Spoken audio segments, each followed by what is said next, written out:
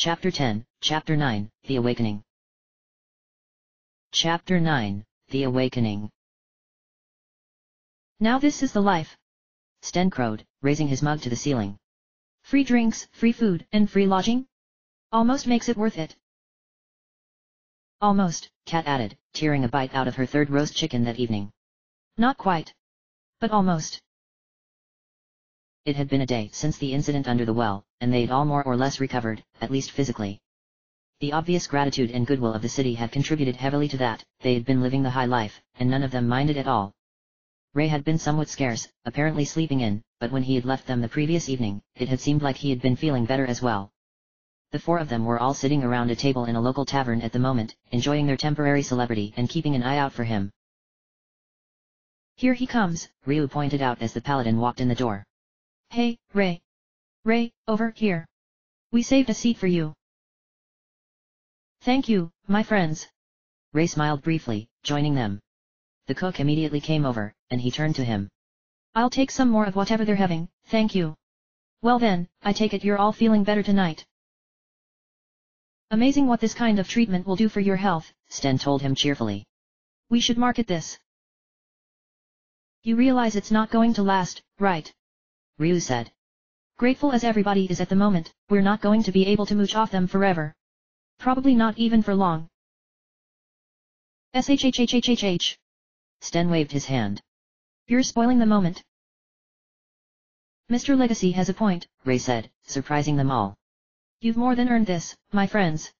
Both this city and Saint Eva owe you a great debt. Without your assistance, I would have perished attempting to slay that monstrosity alone. I had no idea it would be quite that great a horror when I planned to embark by myself. It was a real terror, all right, Ryu agreed, cheerful mood vanishing. Any idea yet why it wanted that kid? It wasn't using him for food like the people the Creons hauled down there before, by the looks of it. I think it might be better that we don't know, Nina told them darkly. It seemed like it was in mental contact with the boy, much like it was with us, though in a different way. Whatever its goal was, it almost certainly hinged on whatever it was doing with the child. She left it at that, and none of them pursued the topic any further. They all remembered the touch of the Terrapin's diseased mentality on their own minds far too well. Let's just be glad we killed it, Kat said, shaking her head. Anyone stopped over to check up on that kid? See if he's doing okay. I went by before I came looking for you. Ray nodded. He seems to have made a full recovery. He doesn't remember anything of what happened beneath the well, but his mind and body seem undamaged. His parents were both very grateful. Good for him. Ryu smiled briefly. Kind of wish I could forget it. Anybody got any ideas why this shit keeps happening to us? Don't ask me, boss. Sten shrugged. I've only been in since Windia. This is the first time I've seen this crew's luck or lack of it firsthand. There are ill things afoot in this world, my friends, Ray said gravely. I doubt it so much that we seem to have the foul luck to be stumbling upon them all, as that there are so many afoot, we find them wherever it is we go. I don't like the sound of that one bit, Ryu replied after a long moment. You said you were going to do some digging, after that mess with August. Looking into what he might have been connected with. I take it you've found some answers. Indeed I have, Ray admitted. Things that I've been meaning to tell you of, ever since we met here once more. I was going to send a report to the elder of the Rangers Guild in hometown, but this is better. However. He paused for a moment before continuing. Should you trust me with their location, I think it would be best to talk of this with Mr. Marks, as well as any other members of your fellowship, present as well. Should we trust you with? Come on, man. Kat laughed, slapping him on the back. She had already had a few to drink that evening, surprising no one. Like we wouldn't trust you after all this? Gimme a break. What she said, Ryu agreed, sipping at his own mug. No, my only problem with that plan is that it'll take a long time to get back to Southern Oria, and our thief's lead on us would pretty much make chasing her a lost cause by the time we made our way there and back. That won't be much of an issue, Ray assured him. I can take us to hometown tomorrow morning, easily, and then once our business is concluded, bring us back here from your hideout just as quickly. The only time lost will be traveling between hometown and our destination. Will that be acceptable? You know the warp spell? Nina asked, impressed. I've tried learning it before, but I've never quite been able to manage it. Perhaps one day I'll be able to help you try again, Ray offered, eyes downward. I'm sure you'll be able to pick it up. That'll be fine, then. Ryu slowly nodded. If I understand things correctly, the port probably won't be open again for at least that long anyways, so we've got some time to kill. And spending some of it out of here should reduce the people in charge's inclinations towards telling us enough is enough on the whole gratitude bit. Before coming to the tavern, they had snooped around the docks earlier in the day, and confirmed their hopes. A strange girl with black wings had bought passage across the Gulf of Gust to Sima roughly a week ago. Ah, but I liked the whole gratitude bit, Kat pretended to whine. You would like getting run out of town if we pushed it too far, a lot less, trust me, Sten told her. Not that I think that'd actually happen, but it's best to hedge your bets on that sort of thing. He turned back towards Ryu, and though he was still smiling, it wasn't in his eyes. So, tell me. Am I invited along here? Because I'm getting the feeling this discussion's going to involve the parts of those stories you left out for my benefit. That's really up to you, Ryu replied, noticing idly that everybody else at the table was remaining quiet and watching the two of them. After that terrapin mess, I don't think anybody here's going to have a problem with you being in, if you want to be in. He glanced at the others, and they all shook their heads. But I'm sure you already know there's a damn good reason we don't go around telling the whole story to everybody we meet. Might be some shit you would prefer you didn't get up to your neck in. Your call. Trust me, I've seen worse, Sten said without a trace of humor. As long as you guys are willing to trust me, I mean I am in, whatever it is. Then let me just ask you one more question. Ryu raised an eyebrow. Do you believe in demons? Demons, hey. Sten looked back, unsurprised. After everything else I've seen in this shitty world? Let's say I wouldn't be surprised. Good enough, he decided. Alright then. Tomorrow morning, we're all off to the hideout for some serious business.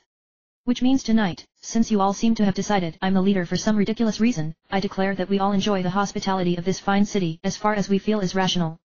Refills, all around. That's why you're the boss. Kat told him, winking. Because you tell us to do things like that. They all enjoyed the evening immensely, drinking enough to have fun but not quite enough to be insensible. They did have somewhere to be the next morning, after all.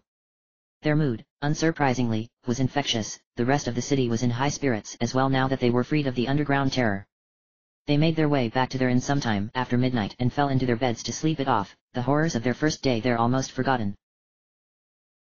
The next day, they met up in front of the inn, and as Ray had said, he warped them back to hometown. The transition was easy and painless, the world around them simply shifted from one city to another seamlessly, as simple as going indoors. They checked in on the Rangers Guild, but it was closed that early in the morning, so they simply left the city and began heading towards the south immediately. A week later, they crossed Mount Phoebe and returned to the hideout. Remember, don't expect too much, Ryu warned them as they approached through the trees. We got this place for free for a reason. So you've been telling us for the last couple days? Sten shrugged. Again, I'm pretty sure I've seen worse. I agree with Sten, Nina said, smiling slightly. I just like the idea of living in a secret hideout, myself. I wouldn't be so sure if I were you too, Kat told them. I'm just hoping the guys back there got enough work done that, holy shit. The building had come into view, and all of them froze in place, staring up at it. The open-roofed ruin was gone. In its place, a 4-story tower loomed over the treetops, grey stone walls appearing as immovable as the mountains they had just crossed. The top 3 floors each had narrow windows crossing them in a straight line, and the front of it boasted huge, double wooden doors large enough that even Rand would be able to fit through easily. To its right, a second building huddled, shorter but broader, 2 stories with twice the area. Even the statue of Laden had been polished back to its original glossy, reflective black, and now stood on a marble pedestal. This is your idea of not too much? Ray asked eventually, breaking the silence. I've seen monasteries that looked less impressive, my friend. It didn't look like this when we left here, okay? Ryu protested, still somewhat dumbfounded. I thought the guys back here would have done some work, sure, but... Hey, there he is. Hey, Bao. Bao, over here. Ryu. Bao shouted back, he had just emerged from the building on the right. Hey, buddy. Back here again? I was wondering when you would show up another time. He spread his hands. So, what do you think? You guys are geniuses, man, Kat told him as they continued walking towards the building. How would you do it? Honestly. Bao shrugged. Rand and Nero are the ones who should get most of the credit. I just did what they said to do, and here we are. He raised an eyebrow, looking over Nina, Sten, and Ray. Brought some new faces back, too, I see. I'm not signing on permanently, I'm afraid, Ray told him, smiling slightly. Though seeing this almost makes me wish I was. I'm just a friend who's here so we can all talk about some mutual business of ours. Business, hey. Bo's face grew serious. We should take care of that first thing, then. Let's go on in and get the introductions of the way so we can do that. He led the way in, and the others followed him. Hey, fellas. Nero called as they came in. Hauled in some more folks, hey. The old man was sitting behind a wooden counter that wrapped around a corner of the room, leaning back in his chair. An old sword rested on it, next to an assembly of stationery. A thick red rug led from the door to the counter, beyond it and to the right, another set of doors led further into the building. A second, smaller door was behind the counter, apparently they led to separate rooms.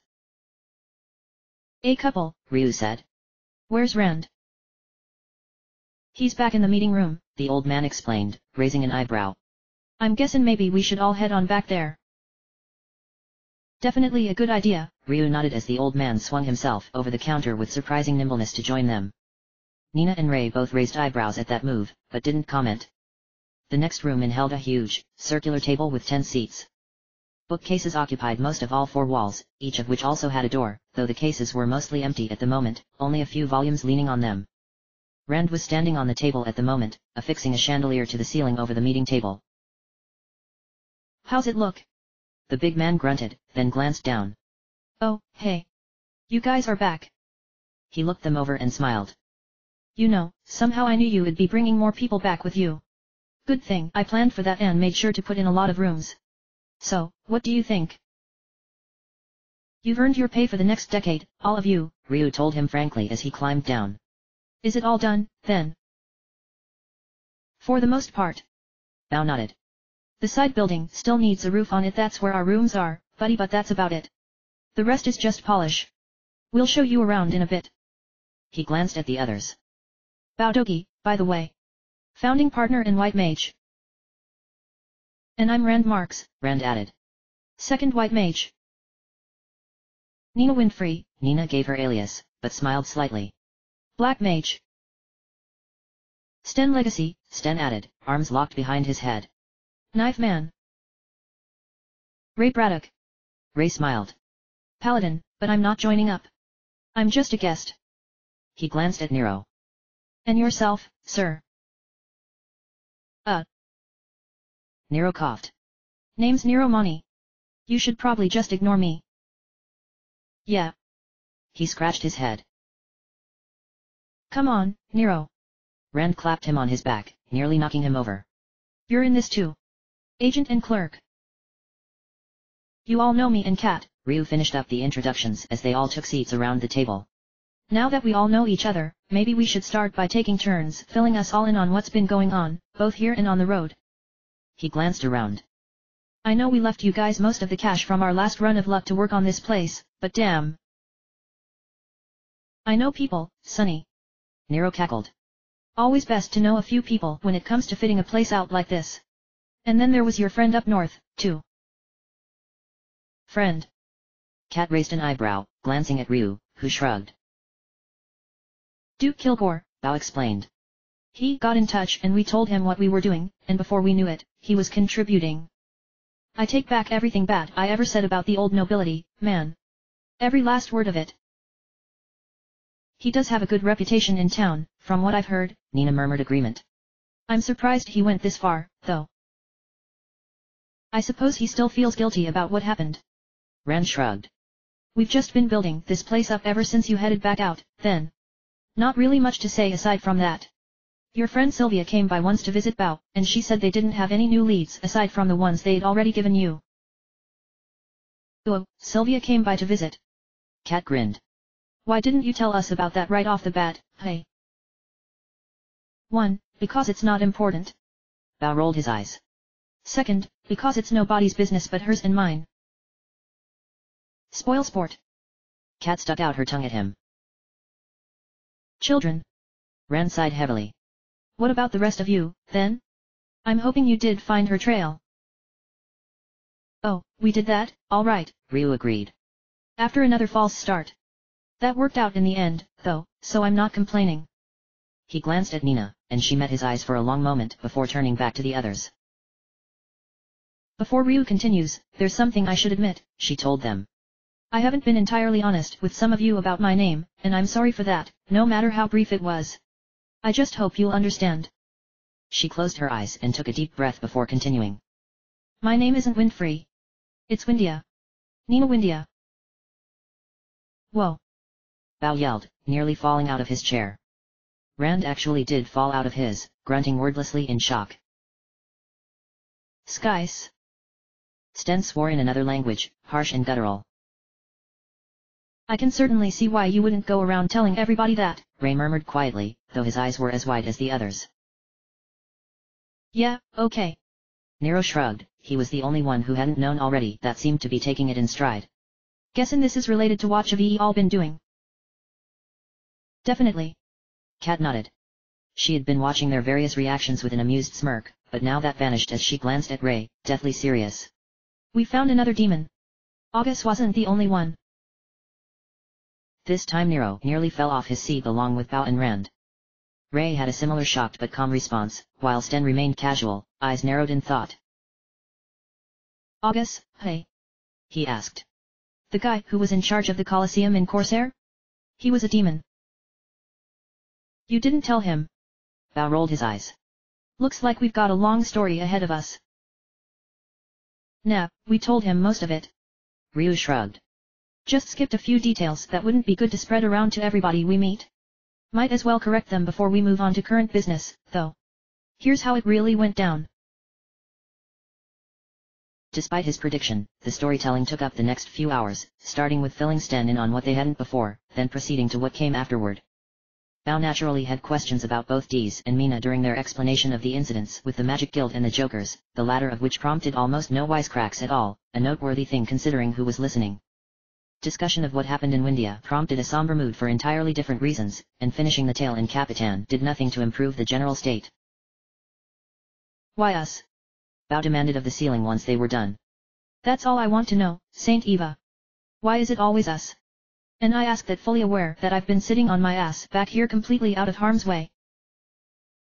If this is you sitting on your ass, I can't wait to see what happens when you actually get off it, Sten cracked, gesturing at the building around them, but his heart wasn't in it. On the contrary. Ray shook his head. The more I look into these affairs, the more I become convinced that it's not our luck at all. Rather, that dark things are afoot in the world no matter where we go. That's supposed to make us feel better, son? Nero asked after a moment. 'Cause I don't know about the rest of you, but I sure ain't reassured. You said you would fill us in on what you dug up once we were back here, Kat remembered. It's been a couple months since Corsair. What you been doing since then? Examining the state of the world. Ray exhaled heavily. And I haven't liked what I've found. Hearing that the leader of the Jokers was another demon only reinforces my suspicions. If I'm correct, then both Joker and August were only minor members of an underground conspiracy that almost certainly has roots in most, if not all, of the civilized world. It's entirely possible one of their members was even responsible for the Creon infestation in Capitan. If anybody would deliberately attempt to wipe out the capital of a nation, it would be demons. You found some dirt, then? Ryu asked quietly. August had connections, Ray said, steepling his hands on the table. With the Jokers, yes, but also with noblemen in Tentar, Oria, Windia and Gust. Several large Kimoto bands, a few wealthy master artisans, members of the government. The list goes on.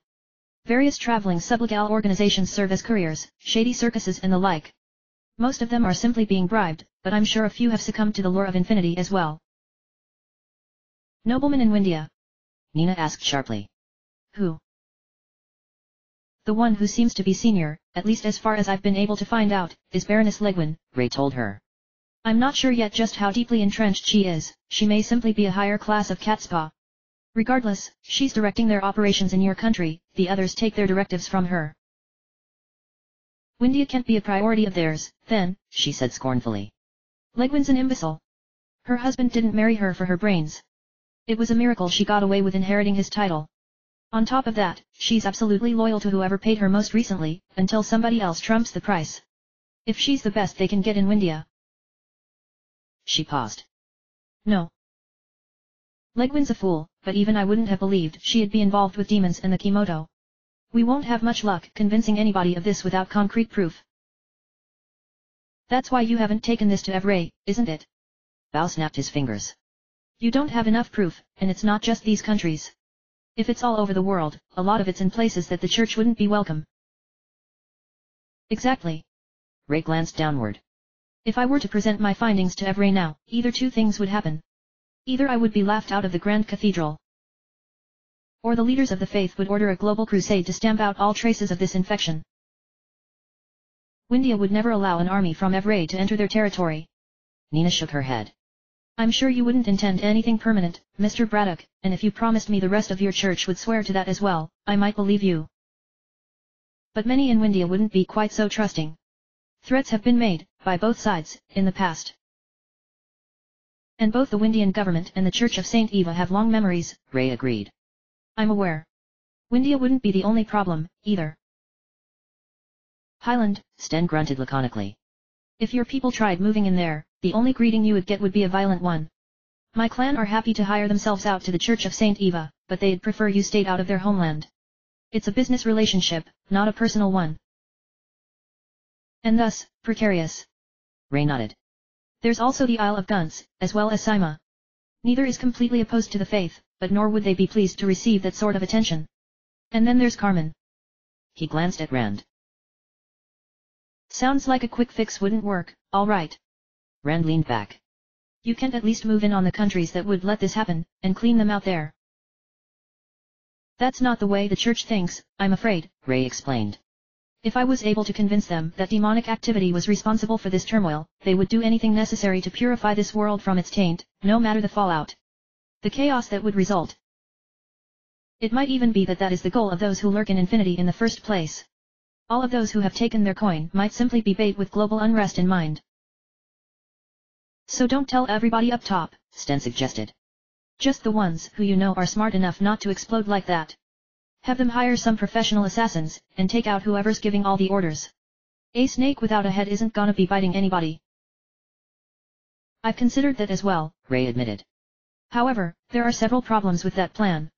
For one, I have yet to discover exactly who the leaders of this conspiracy are. As I've said, though August gave orders and bribes, he was still relatively low on the demonic totem pole, and I assume Joker was the same. Yeah, I can't see him as being at the top of the ladder, Ryu agreed, glancing at Kat and Nina, who both shook their heads. There are currents to this, however, Ray continued. Patterns. Flow. And from what I've found in the northeastern part of the world, it's beginning to look like the orders from the top are coming out of areas where the church cannot take the risks of sending in assassins. Their discovery would shake up world affairs almost as much as an army would, which is the second problem. He made a face. The demons of infinity are cunning indeed. They've placed their top men in locations where the church cannot touch them.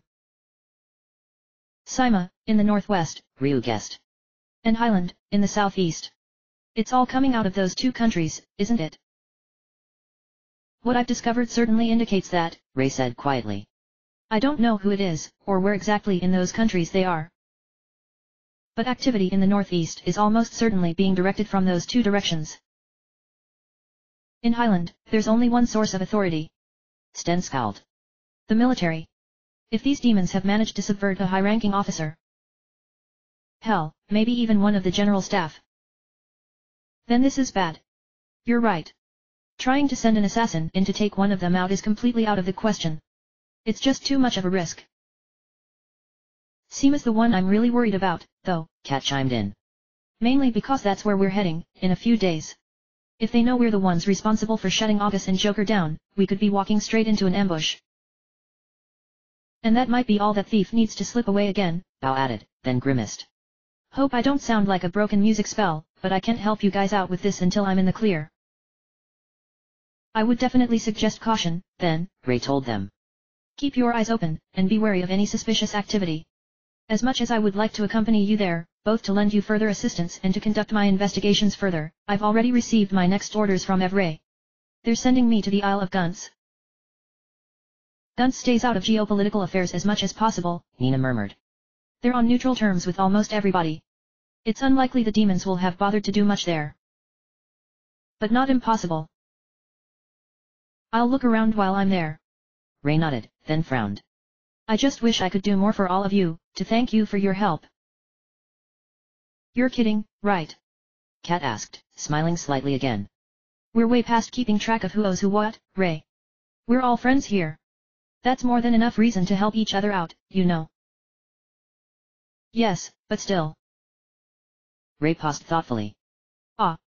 Mr. Dogi, Mr. Marks. You're the team's white mages. Do either of you know the renew spell? Not yet, Bao admitted, scratching his head. Never had any formal education, you know? Self-taught. That's picking up, though. Duke Kilgore's been buying some books on that along with everything else, so I've been trying to learn the higher level spells. That's one of the ones. He thumbed at the few books they had. Shouldn't be too long before I have it down. Now that the construction's mostly done, I've got plenty of time to hit 'em up. I've been doing the same, Rand agreed, then winced. I'm not so good with books, though, so. It's not really coming along as fast. I'll get it eventually, it'll probably just take me a while longer than Bao. Why do you ask? I've learned it some time ago, and Saint Eva's blessing would allow me to make my knowledge of the spell yours, Ray explained. For one person. Transfer of a spell? Nina asked skeptically. I've heard that it's possible in theory, but I've never seen it actually performed. And all of the stories I've heard about it say that if it does work, you'll forget how to cast it. That's why I can only do it once, Ray conceded. But I can learn it again, and to be honest, I think you would get more use out of it than I would. Mind explainin' for those of us who don't speak magic? Nero asked, prompting nods of agreement from Kat and Ryu. What exactly does renew do? It revives somebody who's lost consciousness, Bao explained. Doesn't heal them in the process. That's a much trickier spell to learn, but it's still one of the staples of a professional white mage. Learning it would help us out on our travels. He frowned thoughtfully. But I don't know if I'd be the right one to give it to. I'm gonna be stuck here for a while, so by the time you catch the thief, I might have learned it anyways. Besides, you might need it in Sima. It's up to you, Ray told them. I can teach it to any one of you. If you think it would be better to have another person know it, just in case, that would work as well. Don't look at me. Kat raised her hands. Even if I knew how, I'd probably still screw it up. I probably don't even have the power for it anyways. Same here. Ryu shook his head. I can use a first-level healing spell technically, but even then it barely does shit. I'd probably screw this up just as badly. I certainly have the magic for it, Nina said thoughtfully. But I've never been any good with white magic. They're two completely different disciplines. I'm not entirely sure it would be a good idea. That leaves me and Rand. Sten shrugged. Not that I'd mind, but teaching it to me would be kind of a waste, you know? Give it to the big guy. He smirked. Or Nero. Nope, the old man drawled. Try again, lunkhead. All right. Rand shrugged. If you're going to give me that spell, go right ahead. I don't turn down freebies. Very well. Ray closed his eyes, clasped his hands as if in prayer, and began murmuring under his breath. It seemed like the room went darker, suddenly, the candles dimming and flickering oddly. As they all watched Ray silently, a stream of silver sparkling light began to emerge from his hands, spiraling upwards and outwards away from him. Rand had watched him start, his gaze contemplative. As soon as he had seen what the other man was doing, however, he had closed his own eyes and assumed a different prayer position of his own, one that clearly wasn't from the Church of Saint Eva, whispering just as quietly. The silver sparkles altered their course and began to circle him instead, going downward and inward, until they vanished into his own hands, and the light returned to normal. Namanda, Namanda. Rand said once more, then opened his eyes. I see. So that's how you do it. Looks like it worked. Thanks, Mist. Thanks, Ray. I'm just glad it did, Rand. Ray smiled. I certainly can't remember it now. We might have our religious differences, but that doesn't mean we can't be friends, does it? Hell no, it doesn't. Kat grinned. Or do we need to put it to a vote? I don't think that's going to be necessary. Rand smiled as well. By the way, in case you hadn't figured it out already, I'll be coming back to Capitan with you guys. I've had enough of lying low, and these two can finish up without me. Besides, you guys might need a white mage around if things go badly in Sima. Can't argue that one. Ryu nodded. Any other business, then? One more thing. Ray frowned thoughtfully. I forgot to mention this, but one of the nobles I mentioned that was involved in this conspiracy, in Oria, is familiar to both of you. A certain Count Trout. Trout's in on this. Ryu frowned. Any idea how deep? None. Ray shook his head. He could just be a puppet who's being bribed in order to use his position for their benefit, or he might have sold his soul to Evray just like August and Joker. I haven't been able to find out how heavily he's involved. Trout, a demon. Bao said skeptically. I can see it. I mean, he kind of pisses me off especially right now, but he's just not the type, you know. Trout's a bastard, but he's a smart bastard, Ryu agreed. He knows better than to sell his soul, no matter how much he'd get for it. Besides, he does have some standards. Not many, but a few. Duke Kilgore wouldn't be playing friendly with him if he didn't. Well, sort of friendly. In a weird kind of way. I don't know the man myself, but from what I've heard, he does have a reputation in that regard, Nina murmured. He's supposedly absolutely unprincipled in his business dealings, but he does have a few people he cares about. One of the girls in the Magic Guild is his niece. I don't really care for her, either she thinks she's much more gifted than she actually is, but when her parents died, Count Trout not only took her in, but paid for her tuition, no strings attached. He's probably only a pawn, then. Ray nodded slowly. Very well. Perhaps if we make him aware of just who he's in league with, he'll come to his senses and help the Church of Saint Eva deal with this matter. He always has been a devout man of the Church, I've heard. And the guy who started all this for you guys ends up helping you take care of it. Sten grinned. I like it. Sounds like a plan. Kat stood up. Now then, since we've got all the business out of the way, I for one vote that those of us who just got back here before now have some looking around this place to do. Oh, definitely, Nina agreed. If we're going to be living here, I want to see what the accommodations are myself. The layout of the building turned out to be fairly simple. The kitchen and dining area was behind the meeting room, and a storage room to the left, the door on the right connected to the second, smaller building. The one behind Nero's desk led to his quarters, but the rest of the bedrooms were on the upper levels, 3 to a floor with 1 bathroom. Each was comfortable but not fancy, with a bed, desk and chair, set of shelves and narrow window. According to Bao, his and Ryu's were going to be in the smaller building next door, but since that wasn't finished yet, they would both use rooms on the second floor for the time being. Rand had already claimed a third floor room, and Sten decided to take one next to him. Ray took the last on that floor, though only for one night. Nina and Kat both decided on fourth floor rooms, and though neither said it outright, it was implied that the last would be reserved for another woman as well should one join the company. The night was another good one. Among Duke Kilgore's other gifts had been ale and wine, and everybody enjoyed both along with the dear Bao and Kat brought in together. The 8 of them stayed up late under the light of the stars and the moon, and the statue of Laden watched them talk and laugh around the fire pit in front of their home, its stone features seeming to take on an approving light despite their immobility. The next morning, everybody except for Nero and Bao returned to Capitan. Unfortunately, no ships had yet come into port, though the harbor master assured them it would only be a few days more. With nothing to do but kill some time, they drifted around the city idly, in groups or solo, trying half-heartedly to wrap their heads around the intricacies of navigating it in spite of the architectural mishmash. It was around noon of their second day back when Ryu saw the girl, while idly fishing off of the docks after becoming bored with exploring. She was beautiful, with the kind of figure one normally only saw in certain illicit publications, and a healthy tan. More importantly, she was barely wearing more than one would see in said publications, a knee-length loincloth and a few strips more were all she had to preserve her modesty aside from a great deal of gold jewelry, including a strange, crested crown. Her hair was a cascade of red, the same color as her clothing, as were her eyes, which were wicked and playful. Considering she was on the docks, it wasn't too hard to guess her profession. "You're new around here, aren't you?" she asked, walking over towards Ryu. "Haven't seen you down here before. I'd have remembered you." "Just got in a couple days ago," Ryu said semi-truthfully, glancing up at her and even managing to maintain eye contact through a phenomenal effort. "I'm with some friends. We're waiting around here for the ships to come back in."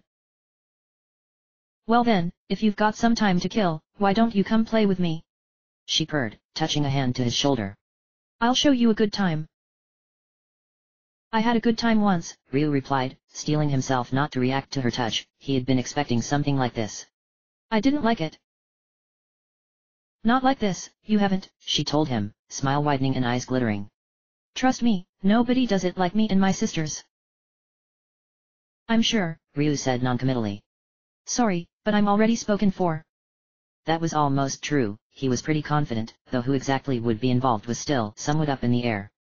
And I don't think she'd like it if I took you up on your offer. Oh. She paused, then shrugged. Fair enough. Can't blame a girl for trying, right? Sighing, she sat down on the dock next to him and produced a small silver flask. He wasn't sure from where, exactly. Taking a hit off of it, she offered it to him. Want a shot? Sure. He took it, relaxing a little now that she was doing the same, and checked the dragon's tear casually. It was yellow, which was safe.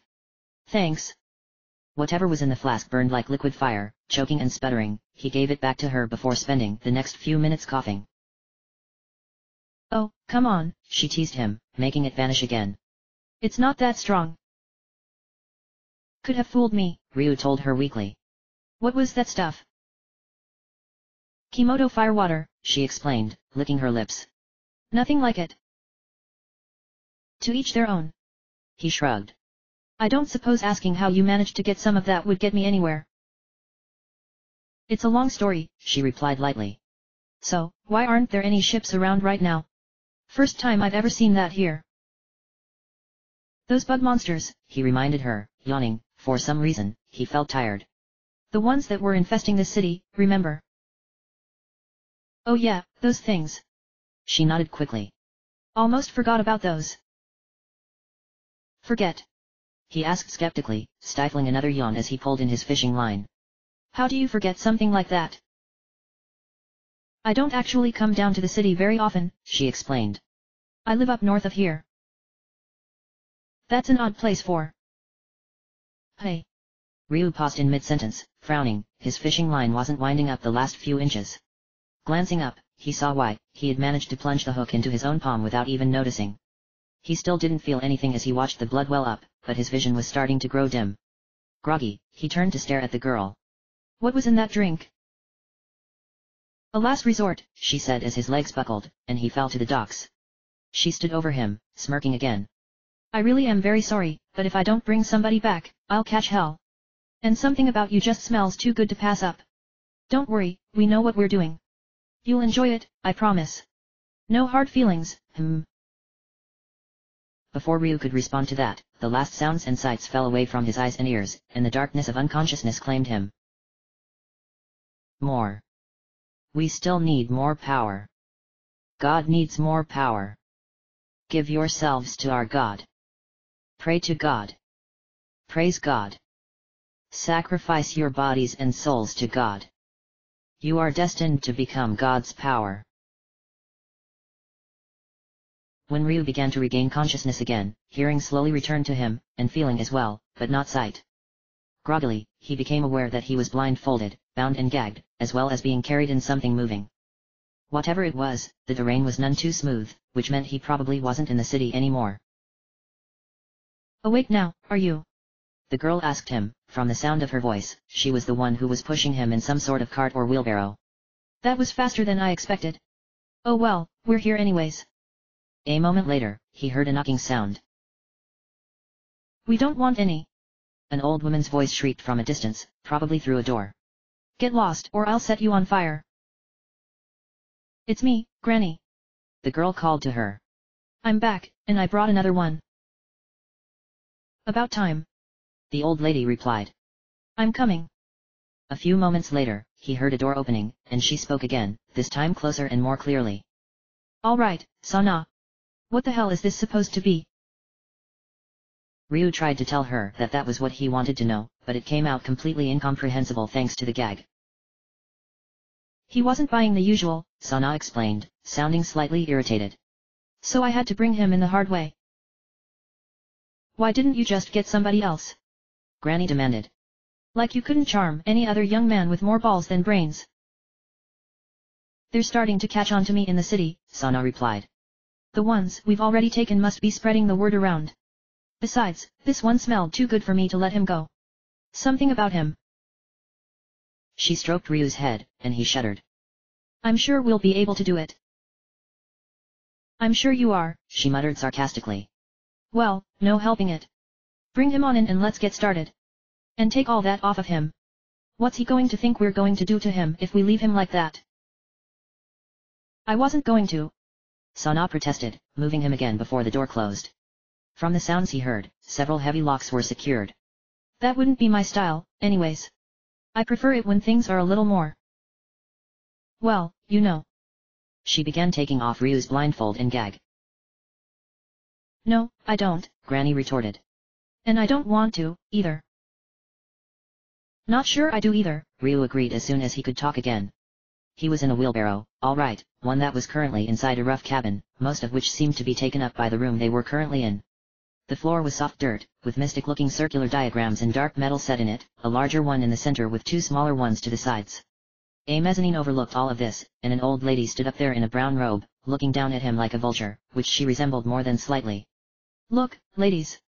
I'm flattered, but whatever's going on here, I really don't think it's my thing, so if you could just... Don't be like that, Sana murmured, pausing and untying him to lean forward, deliberately giving him quite a view. You're already here, so you might as well see what I was talking about, right?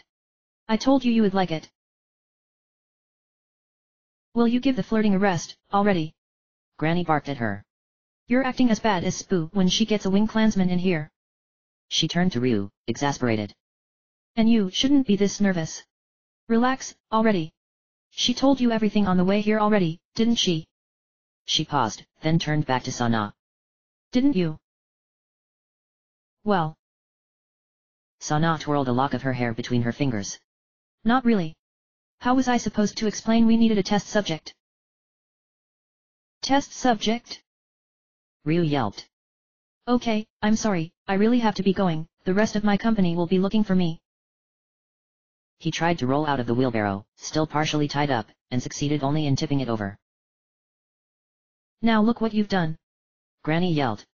This is what happens when you always flirt with them to bring them in. As soon as they find out what you really want, they want to take off. She paused thoughtfully. Although none of them ever actually do, so that's all right. She began looking Ryu over. I guess what's important is that they do what we want them to. And this one does look like he'd make a good test subject, ha ha ha. Ryu began muttering a prayer to Saint Eva under his breath. Granny. Sana said sharply. Stop that right now. You're scaring him. She crouched down next to Ryu and continued to untie him.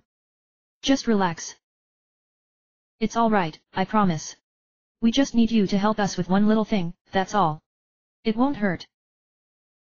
Just the opposite. Like I keep telling you, you'll like how it feels, I'm sure of it. We're experimenting with uniting, you see. So I gathered. Ryu told her, jumping to his feet as soon as the ropes were loose enough and running for the door. Then what's the problem? Sana asked, catching him before he had made it 3 feet away. Whirling him around, she pinned him to the wall, pressing herself up against him in a way that made his blood heat up entirely against his will. Her head was up against his ear now, and she began to murmur into it. You and I become one. That doesn't sound so bad, now does it? One of Ryu's eyes began to twitch. All right, that's enough. Granny yelled at them. And you said I was scaring him. Listen, Bozo, have you ever heard of the Fusion Clan? The what? Ryu said, surprised. For obvious reasons, Sana was making it hard to think, especially since she still wasn't letting him go. Wait, the Fusion Clan?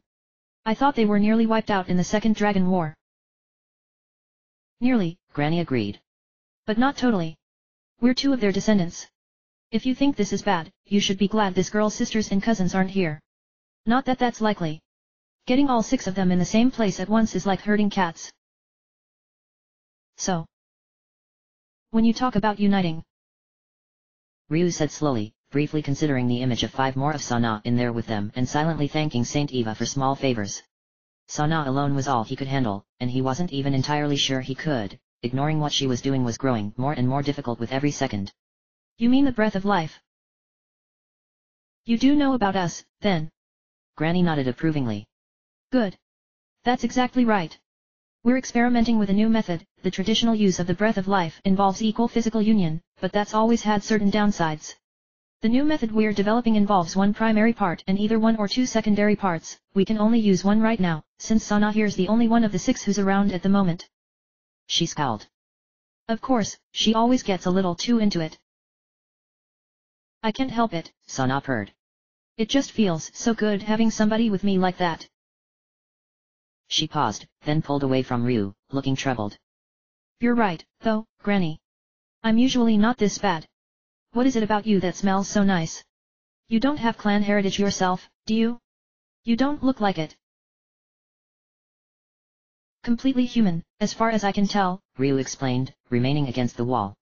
He was starting to relax a little, but he still felt better having something at his back. And could you stop talking about how good I smell? Really? She frowned thoughtfully, then smiled again, eyes mischievous. Would you prefer it if I tried a taste instead? Maybe that'd help me figure it out. Oh, stop. Granny snarled. You're imagining it. The reason Spoo reacts to wing clansmen like that is because they have the breath of wind. That's what gets her all excited. She has the same elemental affinity. But you've got fire, not wind, which means it can't be the same thing at all. He's probably just your type. Oh, alright. Sana pouted. Can we just get on with it, then? She turned back to Ryu. You're not still worried, are you? One experiment, and then I'm free to go. Ryu asked cautiously, against his better judgment. He was actually growing curious about this now. 2. Granny corrected him.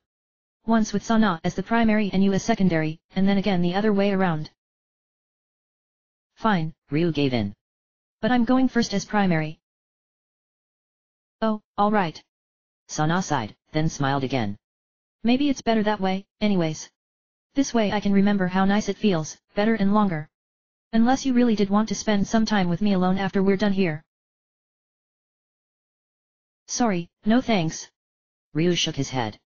I really do have somebody else I'd kind of like to stay loyal to. I'm going to have enough trouble explaining this as it is. If I didn't, I might have taken you up on that. I could help you explain, Sana offered. You would just make it worse. Granny snapped. Alright, buddy, go stand in the center of the big circle. Right, Ryu grunted, doing as she had said, as Sana took a position in the smaller circle to his left. Just relax, she advised him, winking. It'll only take a minute. Granny was chanting now, raising her hands and howling in another language at the top of her lungs. The room was growing darker, but Sana was glowing now, her form becoming brighter and brighter.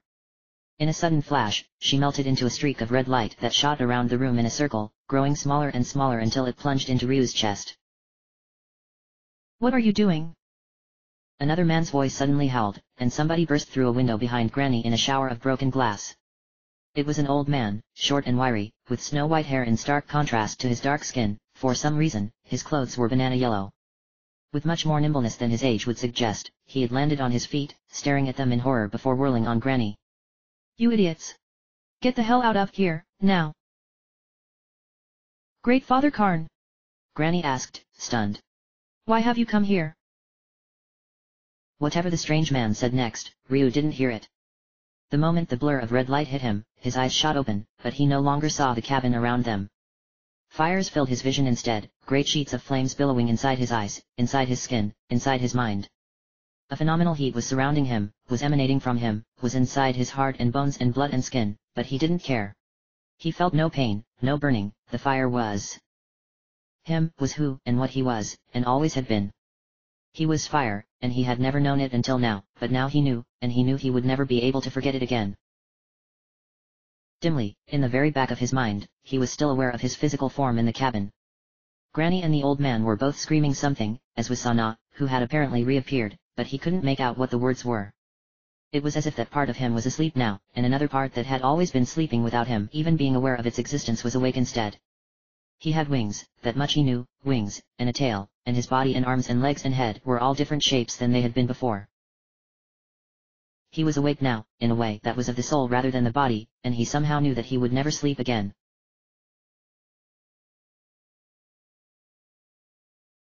I'm gonna murder him. Kat snarled as she led the other four out of the city. After noticing Ryu's disappearance, they'd asked around after him, and Sten hadn't taken long to find out what had happened. Unfortunately, the story he had brought back to tell them had only exchanged her worry for anger. Meets some girl on the docks and he just takes off with her? He's dead. You're taking this awfully personally, Rand told her calmly, though his own twitching hands betrayed his actual feelings on the matter. Did something happen between the two of you while I was back at the hideout? I agree with Kat, Nina said coldly before she could sputter out a reply. This was an entirely inappropriate course of action for him to take, both as a leader and as... She paused before continuing. As a friend. What she said, Kat growled, irritability flaring up again. She might have been dumb, but she wasn't stupid, and she could tell what was happening between Ryu and Nina as well as anybody. Which would have been all well and good, except for the fact that he had been acting like he liked her too, and she had been responding. Up until now, she had thought he was as confused by the situation as they both were, but this put an entirely different spin on the situation. I'll give him one chance to explain, and that's more than he'd get from most girls for something like this. If I don't like what I hear, he's eating his own foot, literally. This might not be what it looks like, Sten cautioned them, scrambling to keep up with their quick pace. Remember what everybody was telling us. This girl's got a real racket going. If you had just given me time to sniff around a bit more and find out exactly what kind of mad science shit she keeps pulling in guys for. I believe I have a fairly clear idea on that already, Nina replied, wings carrying her forward much faster than normal, just as quickly as Kat was stalking towards the northern forest. That was where the girl in question apparently lived. As Kat said, we'll give him a chance to explain himself. Once. After that, we'll do what comes natural. Aw, man. Sten covered his face with one hand. One of you guys want to try talking sense to them? Oh, no. Rand held up his hands. Anybody else would have been surprised how well the big man was keeping up with them, but Kat had already seen that his slow footwork in close quarters was completely different from his land speed once he got moving. I'm just coming along to make sure they leave him technically alive. Leave me out of this. Course of wisdom, I guess, Sten admitted under his breath. Ray. I have no opinion at all, Ray told him bluntly. The paladin had taken several moments to catch on to what had probably happened, after which he had blushed heavily. He was tight-lipped and narrow-eyed now as he walked with them after their vagrant friend. His reaction had lent an interesting light towards the crush he obviously had on Nina, but Kat didn't particularly feel like thinking about that at the moment. She had other, more irritating, things to occupy her mind. All right, there's the cabin, she snapped, seeing it up ahead surrounded by trees. Give me a break, that's not even a wood. It's more like a glade, Nina suggested. Right, a glade. She shook her head. Whatever the hell a glade is. She frowned, slowing her steps despite her anger. It suddenly felt hot, much more than it had any right to be this far north, even in the summer. Hey, does anybody else feel this? What's with the heat? Sten asked, fanning himself. Did we walk into a desert all of a sudden? Magic. Nina froze as well, staring at the cabin. Not focused. Wild, and very powerful. And very personal. Like a breath, but active, rather than passive. Hey, it's the two they told us about, Rand pointed out. Indeed it was, a girl matching the description they had been given and an old woman in a brown robe were both running out of the cabin, waving their arms and screaming, though they were too far away to be clearly audible. Looks like they're yelling, or something, Kat said thoughtfully. Anybody able to hear what they're, oomph? She grunted as Rand knocked her over. Hey, what they? Get down. The big man roared, diving over her protectively. Out of the corner of her eye, she saw Ray doing the same for Nina while Sten hit the dirt.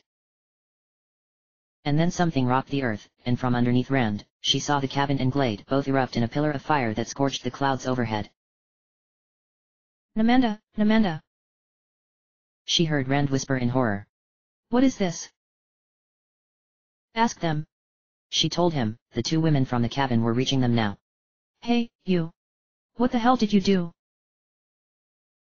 Fusion. The younger one of them whimpered, shaking.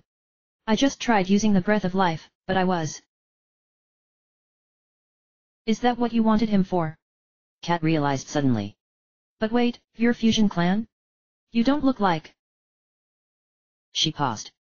Actually, what do fusion clansmen look like? They were supposedly identical to humans, Ray told her in a numb tone of voice, staring at the flames. The breath of life was the only distinction. But I had thought that the fusion clan were all. That doesn't matter. The old woman cut him off as, within the flames, something began to stir. If the experiment was just a failure, that would have been one thing, but this is more than that.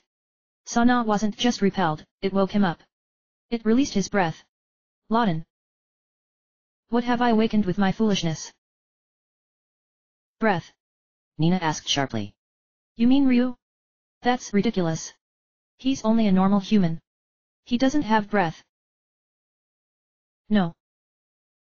Ray murmured, still in shock. He does. The fusion clan aren't the only clan believed to be extinct who still live. There may be.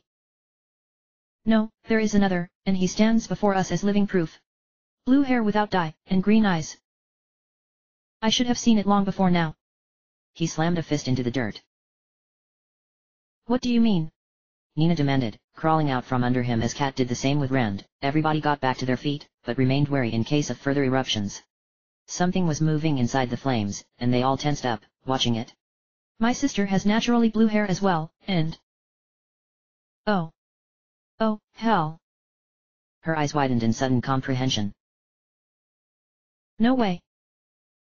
Kat whispered as well, remembering the second time she and Rand had met him in a tavern, back in Corsair, and one of the things they had joked about at the time. No goddamn way.